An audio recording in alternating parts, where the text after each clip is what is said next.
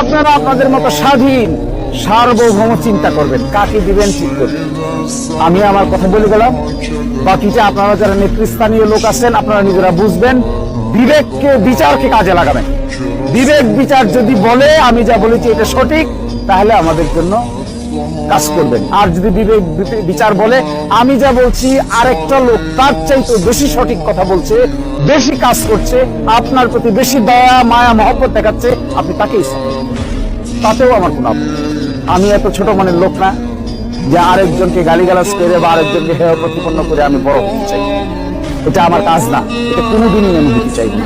আমার যদি কোনো ইজ্জত না থাকে, কোনো সম্মানও না থাকে, আরেকজনের ইজ্জতের বিনিময়ে আমার ইজ্জত বাড়ানোর কোনো দরকার আমার নেই।